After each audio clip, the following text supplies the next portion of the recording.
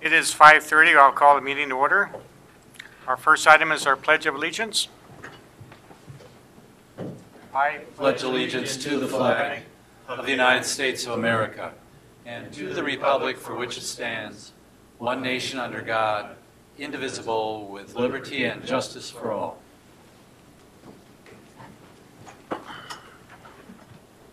Mr. Vice Chair, could you read our mission statement?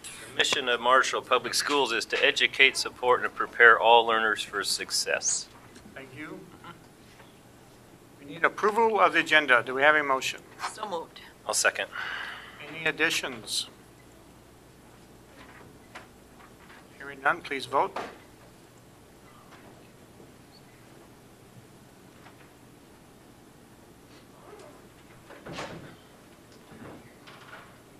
It is approved.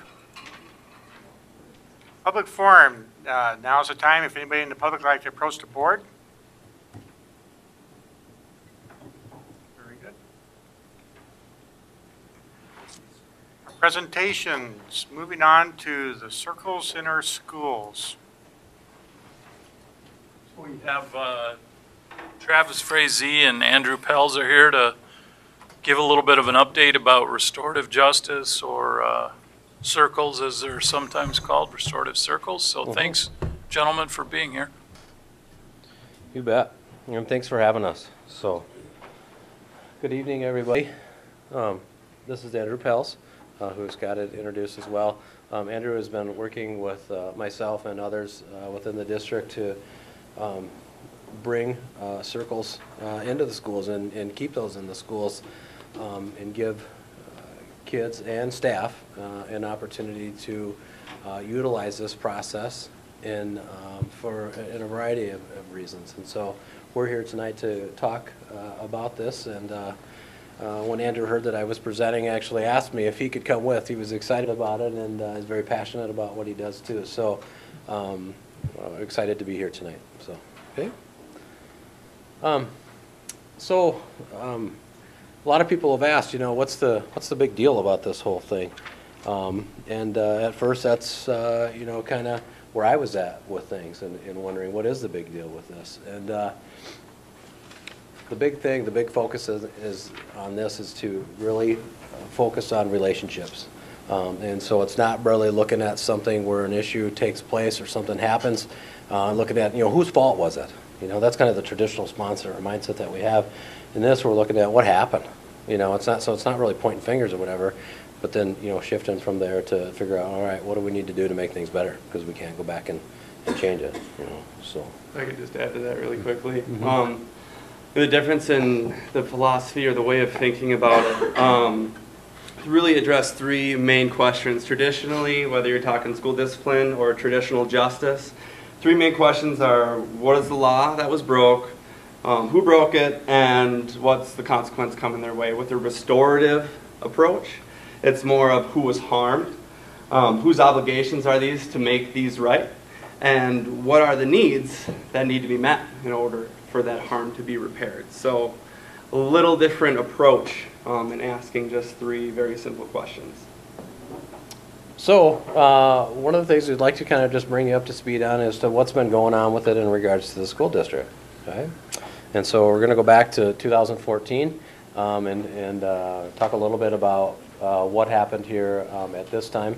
And the cool thing about this is that Andrew was a part of each one of these things that took place back in 2014. So I think that kind of speaks volumes as to in regards to his passion for this as well. So you want to talk to us a little bit about the circles as to what took place? The program first was established within the court system and within social services originally, but then there was a grant written, and that's where I came in, and that's where these started to happen.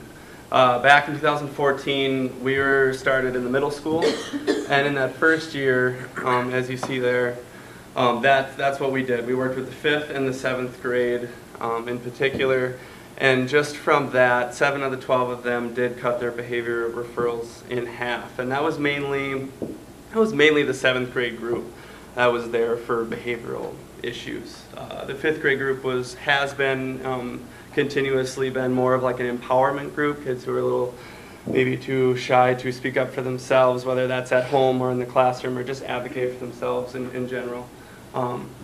So that started back in 2014, and that was, it was only in one school in the district back in 2014, and since now in 3. So was it 12 kids total in both grades? I think it was just 12 kids within the 7th grade group in particular. Okay. Thanks for the And question. I met 22 times, kind of. 22 times throughout the course of, I don't know if that was, we started right away in the beginning of the year, or if it was probably, maybe a quarter into the year already. So held 22 circles throughout the year. It would usually just meet once a week. So. Any other questions on that? Okay. Yeah, and then as time went on, that grew. So from 2014, we were in just the middle school, and then in the 15-16 school year, that grew from the middle school into the high school. Travis and I did many conflict management or conflict resolution circles. One in particular there shows a group of 10 students who were just in a revolving door in and out of his office, and thought this might be a good opportunity to, instead of just putting fires out, weekly, can we give them skills throughout the year that they can start to manage some of these issues that they're coming to his office about on their own. And throughout that year, I had 25 circles total with that group. And then just at the very end of the 15-16 school year, I met with the entire staff and students separately, did a mapping, and that's a really fancy word for asking 3 basic questions. What's going well? What are you worried about? And what are some next steps to those worries? And it was amazing to see that both students and staff really voiced the same things as far as what was going well, what they were worried about, and some ideas for next steps. The ideas were the same, the words maybe differed a little bit, but I did do a presentation for them as well to show that both students and staff had the same concerns, and they both had the same suggestions on how to move forward with them. So that was just a start of getting a restorative feel within Maytech as well. The next year continued to grow in looking at different avenues and where we could utilize circles to be able to help facilitate these difficult conversations or issues that students were working on. The empowerment one at the middle school continued, as Andrew had talked about earlier, and you had 5 kids that year. We had a couple new things start up at the high school, and one of those was an attendance circle, and we did that in a response to where all the information came out a couple years ago, about a year and a half ago or so, about the big concern with attendance across our nation, and really kind of a shift in focus from looking at just like unexcused absences and that being the big concern to total absences. And so we looked at this as an opportunity to try to tackle some of these issues with the kids, where they could meet and encourage one another to be here at school and work through these issues together. Conflict resolution was another thing that we utilized again last year to help kids resolve issues. I know in one situation we had some kids where there was a kid that put his hands on another kid. Actually was like so upset with him, he was like wanting to choke him and that or whatever. And I don't know if you could talk a little bit about that, just as to how things ended in that conversation. I sat in on that one of those circles, and Andrew did a great job with those 4 guys that were there, helping them own basically their part of what took place. I think it took a while for them to hold each other accountable, really. Yeah. I thought it was very well done, and helps you as an assistant principal big time, because technically 2 of those kids should have been suspended. Mm-hmm. This allowed them to stay in school. And I think the conflict resolution that took place with your skills, Andrew, you did a remarkable job. And you had some kids there who would have eaten each other up and spit each other out had that intervention not taken place.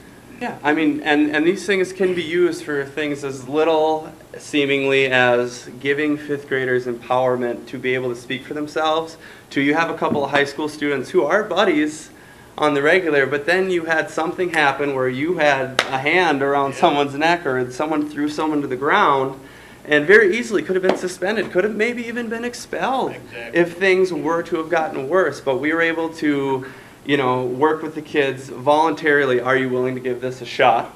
First, that's number one. It has to be voluntary. If it's forced upon them, I won't have the success that we have. But yeah, you know, out of all the conferences around Minnesota regarding, you know, suspensions and expulsions, this is definitely something that we're able to do both in lieu of suspending a student and in conjunction with.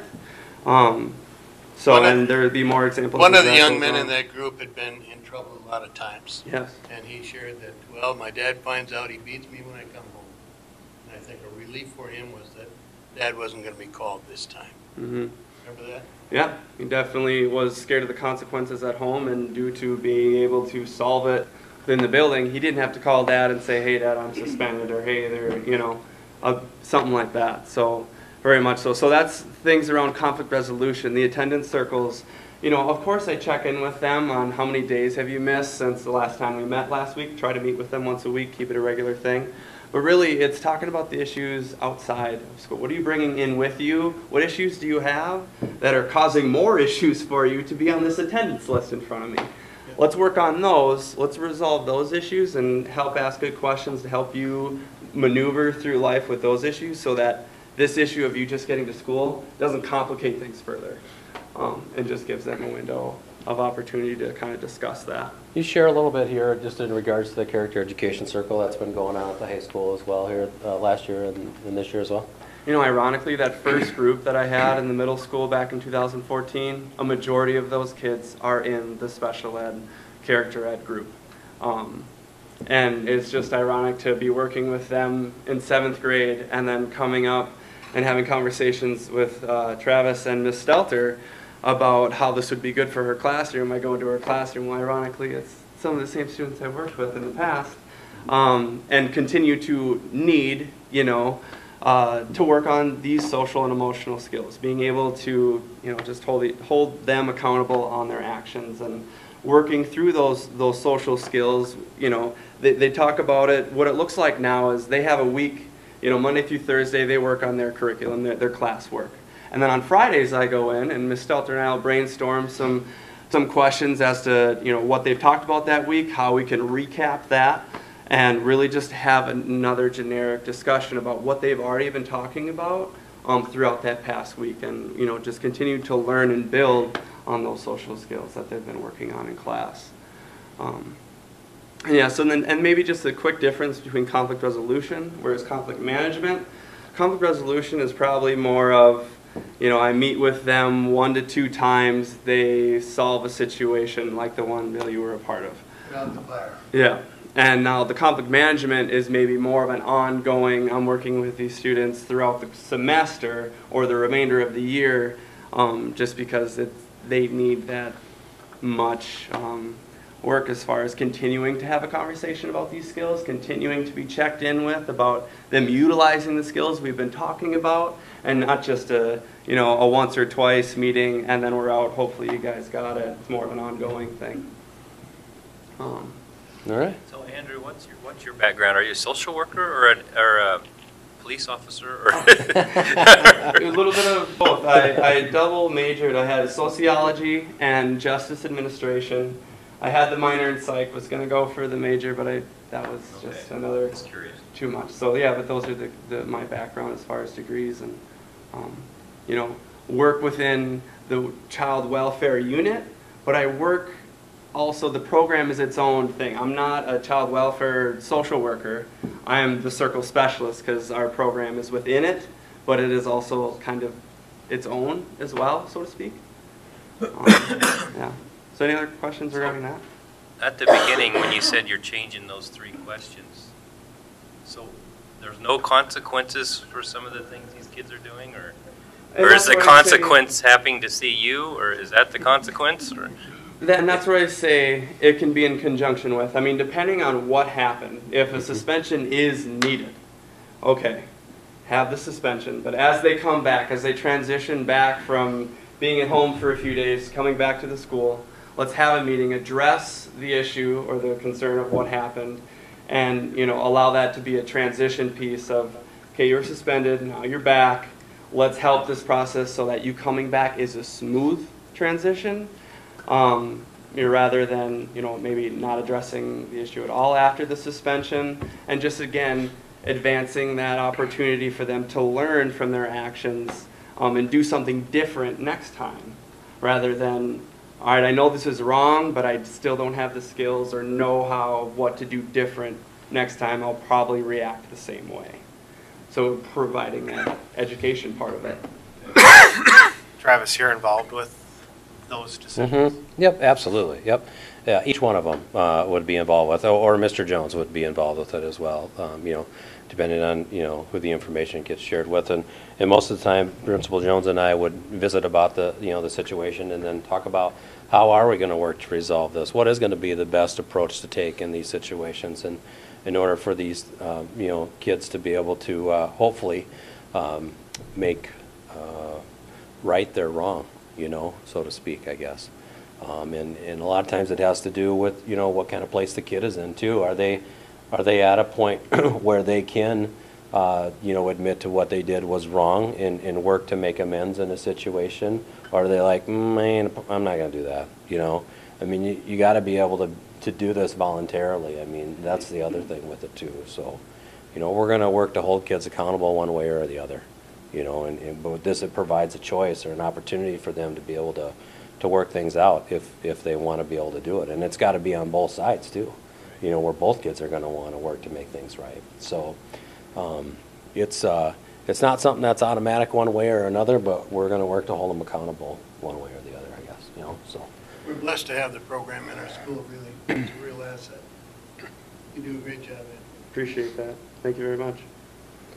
Just a little bit more in regards to the 16-17 school year, in regards to the work that was done at Maytech as well. And Andrew was involved with every one of these as well. And this, you see that there's quite a bit larger number there, and it's because it occurred over the, pretty much the entire school year, correct? Yep. Yeah. Really hit the ground running that year. And that's, something that I felt was, although we implemented circles, so like I said, the mapping was kind of that first just drop of restorative conversation within the Maytech building. And then that next year after, I had presented the results of what both staff and students were saying, one of those things that both staff and students were saying was circles. We need circles, a place like this, what we did last year, to talk about these issues. So we implemented circles within the ramp-up time, and I think that really helped. We had 5 groups, so we hit one group over a course of 5 weeks and hit every student within the school. And at the very last circle of the year, it was open to whoever wanted to come. It wasn't your ramp-up group's time to come. It was just open to whoever last circle of the school year. We had 44% of the kids come. I forget exactly what the number was, but I mean, for 20 kids out of 50, that's a big number. Mm-hmm. And they came on their own accord. So that was a big thing. All right. 2017-18, just to talk a little bit about what's going on, basically have kind of a continuation of what we have been doing. In regards to efforts at the middle school, at the high school as well.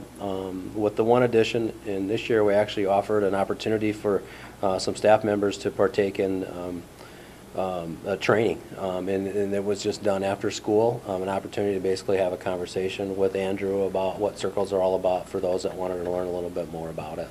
So feel like it went pretty well based on the feedback that I was able to gather from staff after that.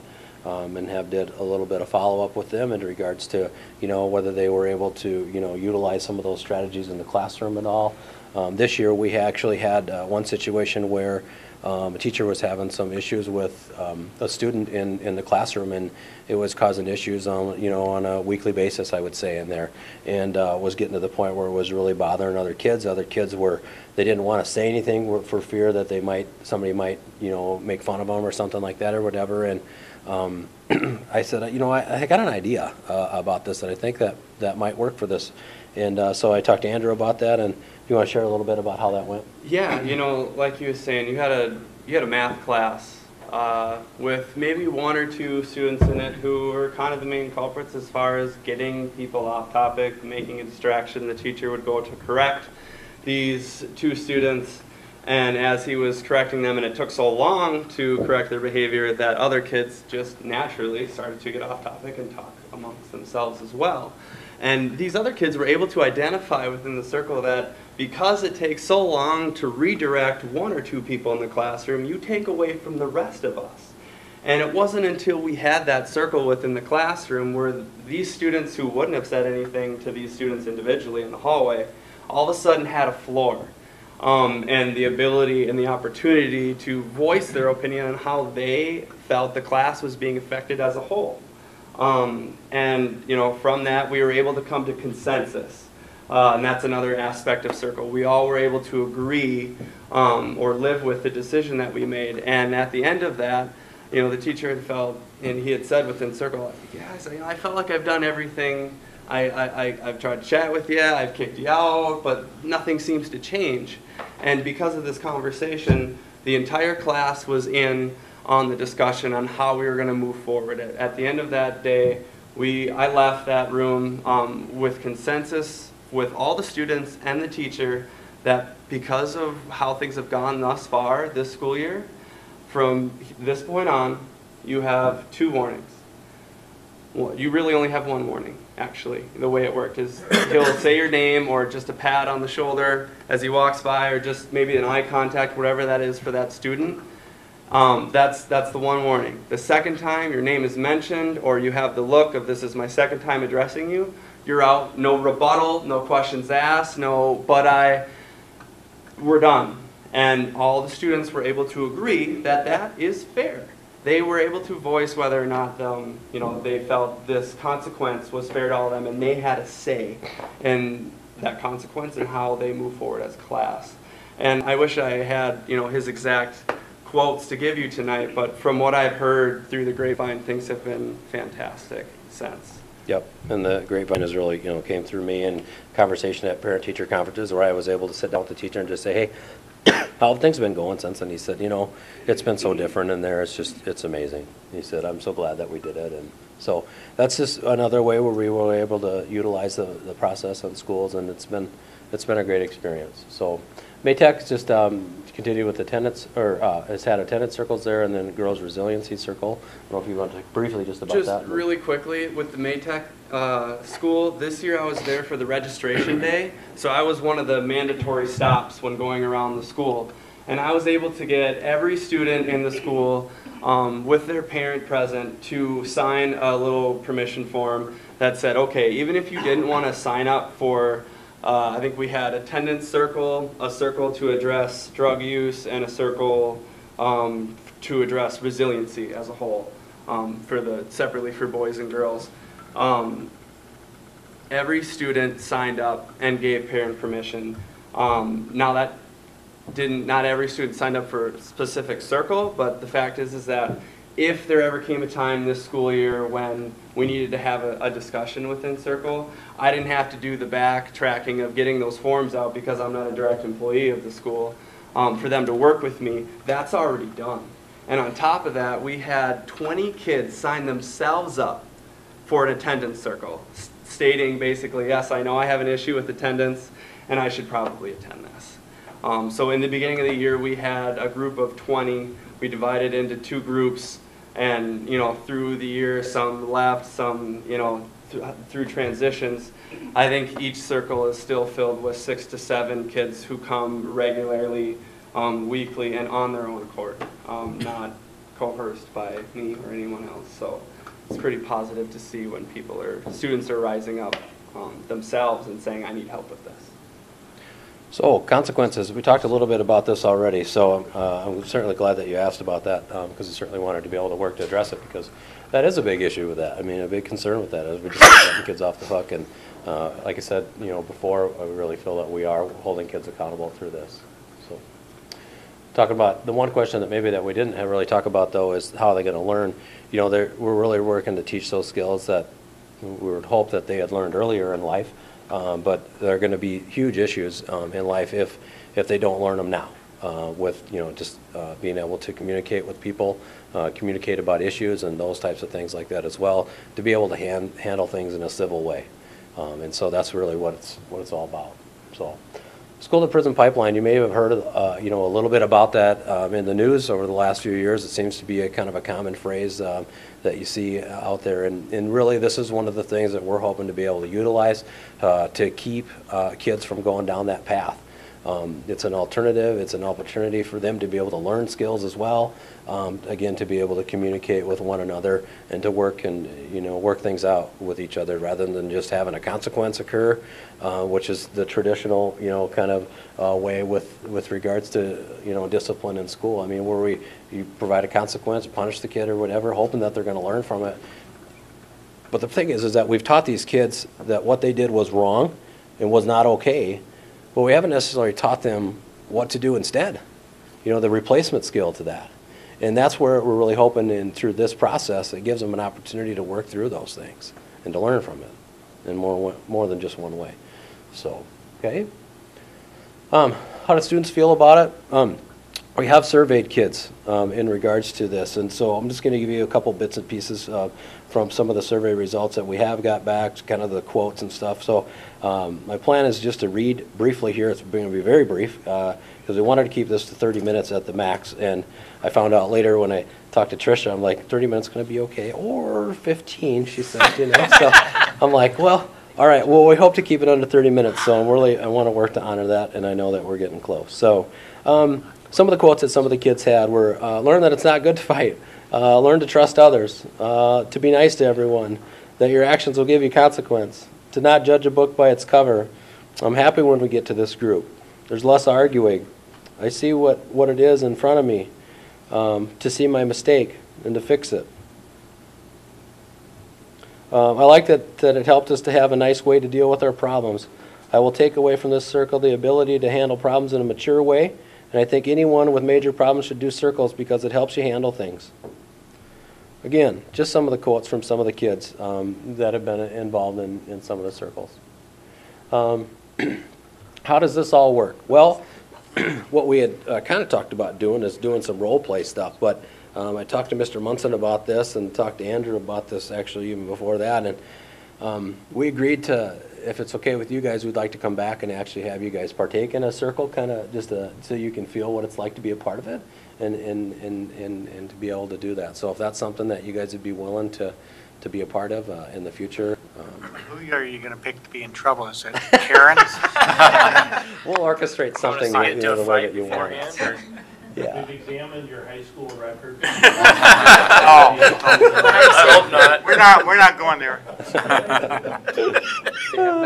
One quick thing I do want to mention though about how it works. The important part is that it is voluntary. My program was first started in lieu of kids going to court for felony and gross misdemeanor level crimes, and those kids are given the option. Do you want to go through the traditional court, or would you like to try this option of the Restorative Justice Circle program? Same for the schools, whether you're talking about a fight or you're talking about truancy, the success comes from them wanting to take the chance to make the change. They have to want it, and that's the most important part. I just want to stress that. You find some kids where their parents really want them to try it, so then they're strongly encouraged to volunteer? I've seen that, and I've seen the opposite. I've seen kids who want to try it and want to, be able to make things right and learn from it, and you have a parent who maybe had a bad group session in high school and are just traumatized from it and say, no, you're not allowed to participate. And so I've seen both. I think it's good to give them the tools to learn how to do something different, because many of them don't have the tools. And that's the unfortunate truth that I've learned in the last 4 years of being directly within the school system. We all hope and assume to some level that these skills are being taught at home. More often than not, I see it's not anymore, and that's the issue. One thing on there, the question that I want to be able to answer there is who benefits from this. And really the whole focus of this is it's not just within the school, it's our society. I mean, it's a much bigger picture than we maybe look at, especially when we're at school. And we, because these kids are growing up and they're going to be the ones taking care of us when we're in a nursing home someday, probably. We just want them to be able to, yeah. So we want to work with them to provide them the best set of schools when they leave Marshall that we can. And we just feel like this is another opportunity or a way to be able to do that. So we've been excited about this process. It's been a lot of work. It just takes a different mindset as well. I mean, when the primary focus is always on, hammering out consequences, suspending them from school, those things like that or whatever, to really learn and for kids to be able to experience these things, and then, and teachers too, So it's been a great program to be a part of, though. So.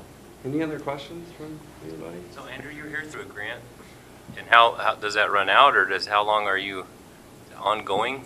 The short answer to that is that my position was created by a grant. The grant ran out 2015.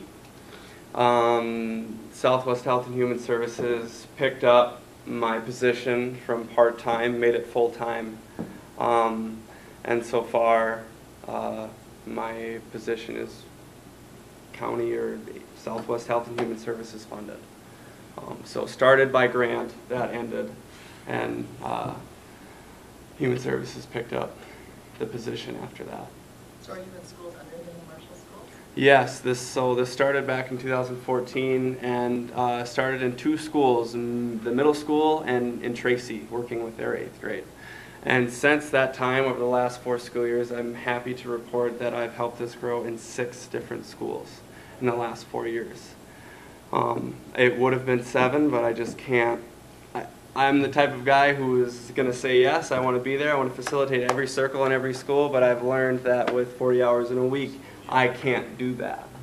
So that comes the part of, coming here and telling you guys about it so that, you guys as school board know what's going on, and I can train teachers to help them know what's going on. And the more buy-in, the more people know and the more people utilize, the more this becomes a common thing. And I'm not the sole light in a dark tunnel, the only one facilitating circles. Teachers, counselors, administration, you're all more than capable of doing the process that I do.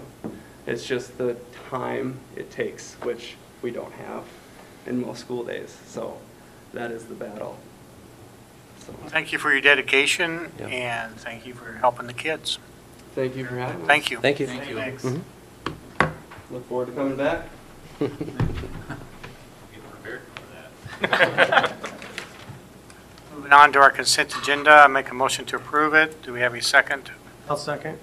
Any questions? Hearing none, please vote.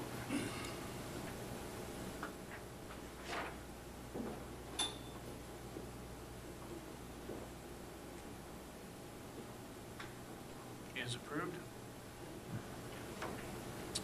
Moving on to our financials. Our bills for the period of November, December by fund category are as follows. The general fund, $929,828.21. The food service fund, $186,870.59.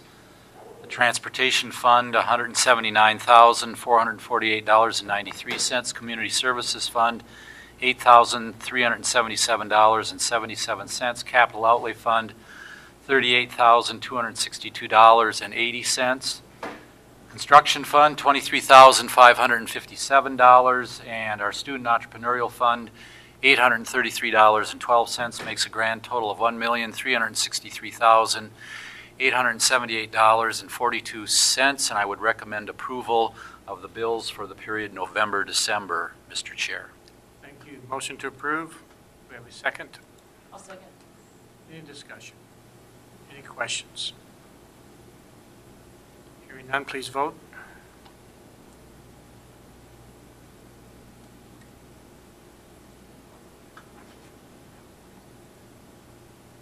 is approved.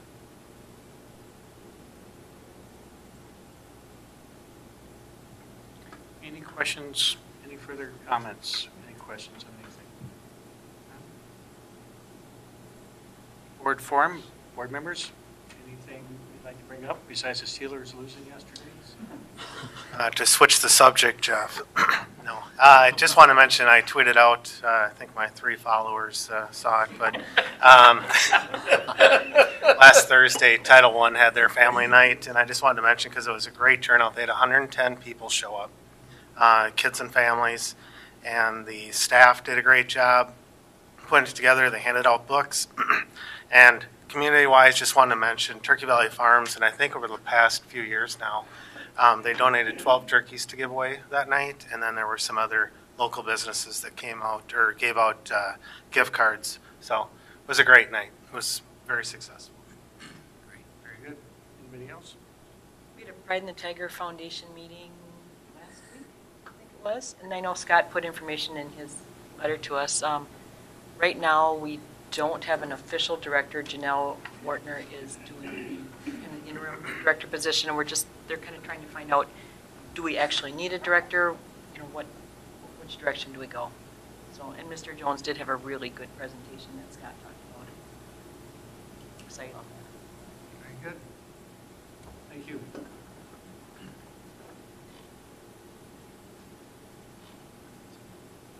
Moving on to our school board goals.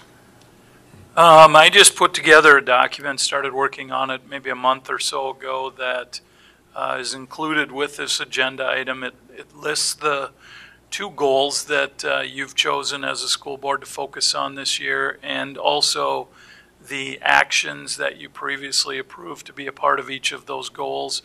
And something that I'd like to do now each month is just add to this list of, okay, what's happened that aligns with these goals and the actions that you've chosen to do as a school board and to focus on. So you can see that I think 7 of the 8 specific actions that you've selected to be included in your goals this year, in your 2 goals, something has happened recently or will be happening. Things like, 2 of our board members will be recognized for hours of training or professional development at the MSBA conference, which fits in well with participating in annual professional development.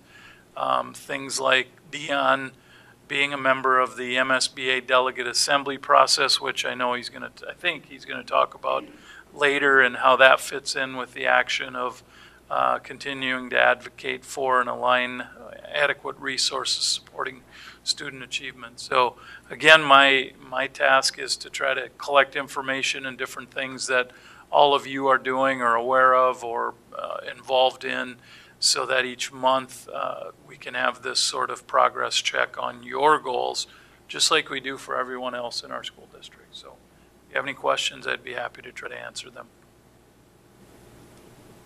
Board members? And I hate to say this, but I need to see you a second here, please.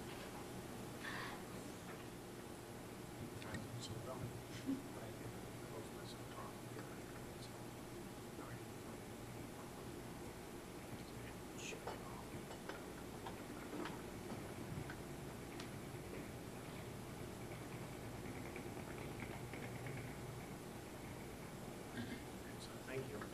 She earns her pay, doesn't she? Well, Very good. Thank you. Moving on to our administrator's report. a couple things from each of them, and again, hopefully you have an opportunity to look through them. There is a lot of really good information in all of them, and I know I learn a lot every time I go through them. In my report, I included just a brief update on some information that we've been gathering regarding e-learning days, which the legislature approved, I think, last year, and we can continue to use that information as we look to the future and figure out if that's something we want to pursue. I also included information about how we handle overdue lunch accounts. In the early childhood board report, there's some middle school reading buddies information that Tiffany included And also she shared that there were 32 appointments for early childhood screening that was held on December 5th. That number of students or young children that we're screening continues to increase, and that's a good thing. In the Parkside report, Darcy's information focuses on the new visitor kiosk or visitor management system that they're implementing. Jeremy's report for Westside talks about something that you'll see more of down the road, and that's the potential for a school-wide plan for Title I next year, and some information that he's gathering and work that's happening at Parkside and Westside. And then he also provided an update on the Tiger Pride program at Westside. In Mary Kay's report for the middle school, she included updates on various student activities and organizations, and also, again, another update on the after-school program that provides pretty helpful assistance to some of the middle school students. In Brian's report, a couple things I'd highlight there. He shared information about almost a $4,500 grant that the Ag Department at the high school received, and also I think kind of neat stories about the creative writing class excuse me, going to Parkside, and the public speaking class going to Westside, and doing some collaboration with those students. In Michelle's report from Maytech, very positive results from this winter's NWEA testing, which is something I know that her and her staff are working hard on, and also some pretty detailed information about the welding program and room and some of the work that's taking place in there. Mr. Remy's report about activities, information about scoreboard updates in the South Gym, and also some specific information about the Minnesota State High School League classification survey and gathering information from schools. Amanda's Director of Teaching and Learning Board report, she included information about staff development opportunities that are ongoing, and also some testing updates, which are certainly important. In Jackie's special education report, she shared information about disability categories, which I think gives us a little better idea of exactly where we're serving students or what disabilities we're serving students for. In Jim's EL report, he provided an updated count of English learner students, and also shared information about SIOP training, Sheltered Instructional Observation Protocol, that's being offered to MPS staff. Mr. Lamprecht. I have just about 3 items to go over. One is the United Way fund drive. We closed it with about 122% of what our chosen goal was. Ended up with $10,452 in contributions and pledges, and one of our other goals was to increase the amount of staff that would participate. Last year we had 21% of our staff that had participated in the United Way campaign. This year we are at 31%, so that was a nice increase as well. The Safe Routes to Schools, I know there was an article in the paper from the City Council meeting. The City Council had to officially approve some dynamics to make our application work, and so the school district is working with the city on getting that put together. It's for 4 locations, near Parkside School, Westside School, the middle school on Saratoga Street, and then True Light Christian School on East College Drive. And the goal is to get that Safe Routes to Schools application, full application, in to MnDOT by January 15th of 2018. And then the other thing that I wanted to report was another thing that related to Safe Routes to Schools was video training for our crossing guards. Officer Van Louie and myself provided that training here about a month ago, and it was very well received, with all our crossing guards being in attendance, and heard a number of comments from our veteran crossing guards. Well, I didn't really know that, or whatever, and so I think it's was a very beneficial training, and we're going to look at doing that on an annualized basis. We do a basic training in August, but I think we'll utilize this video training each year, and I think it'll enhance the performance of our crossing guards, who really do a good job and weather all weather conditions. And of course, this fall and winter they haven't been challenged, but I believe by the forecast, maybe by Friday, it will be a little bit more challenging weather. So that's what I have to report. Very nice, thank you.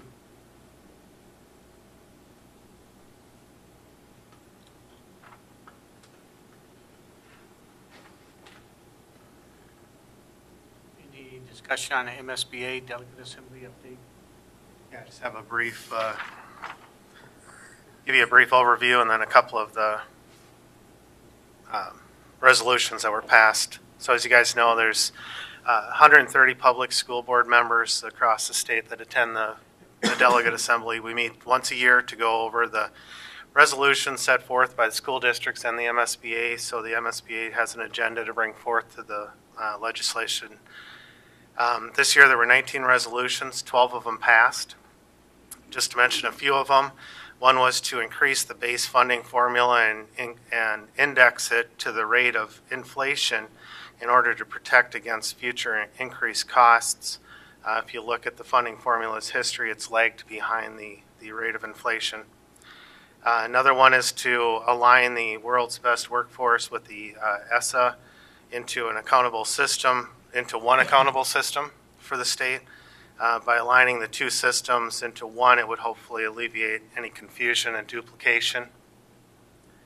And then another resolution that I know we've talked about constantly, for the last couple of years, is to pass and urge the legislature to create a task force to study the special ed cross subsidy with the timeline and funding recommendations.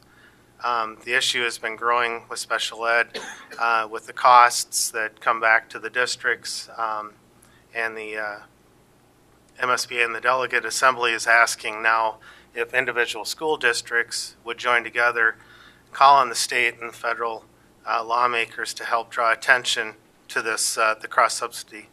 So 2 resolutions have been developed to help create statewide and national momentum, develop a plan to resolve this issue.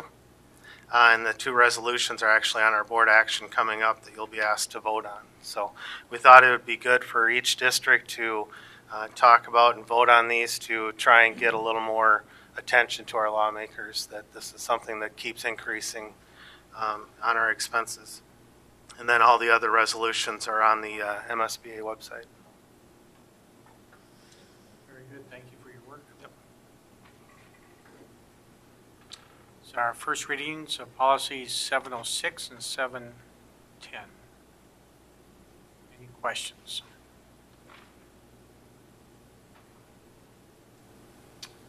Moving on to our action items, authorization to certify the 2017 pay levy. So moved. Second. Any discussion?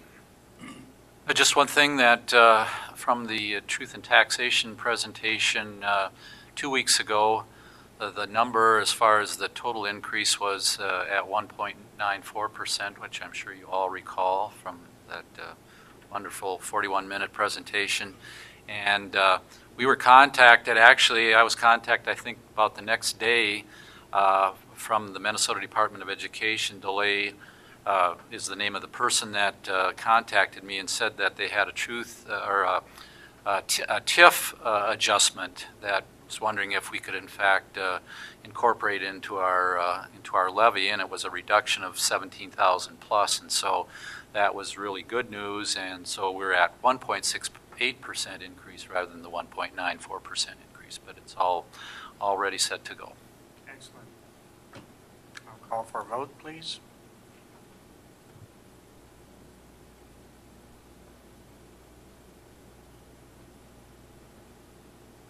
It is approved.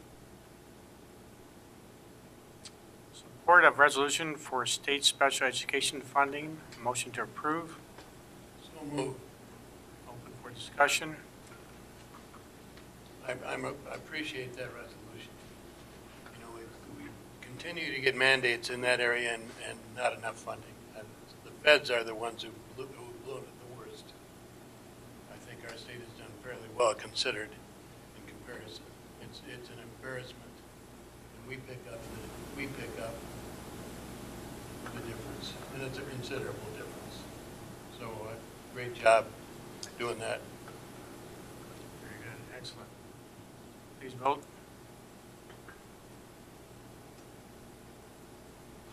The resolution passes.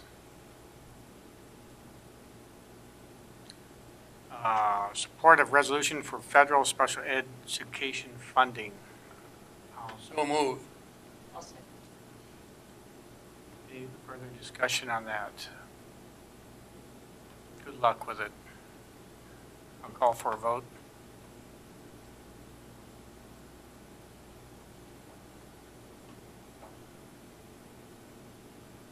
And it has passed. Approval of resolution establishing combined polling places. Motion to approve. I'll second. And from what I understand, this is mandated, correct? It is. School districts, and Tricia can fill in the blanks, but school districts that in the future may or may not be, I'll say may be having any sort of special election need to do this. I think it was a change during the legislative session last year, if I'm not mistaken, Tricia.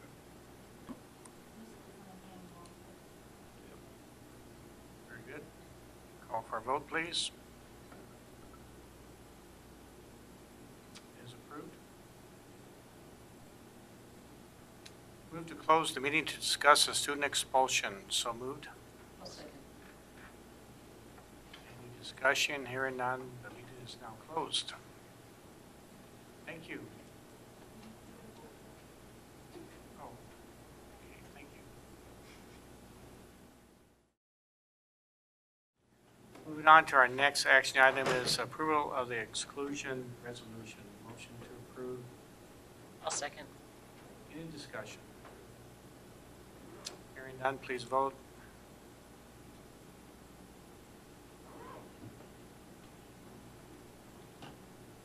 It is approved. And I'd like to mention to the boards, thank you for your patience with me on the internet again. Meeting's now over. Thank you. You do just fine, Jeff.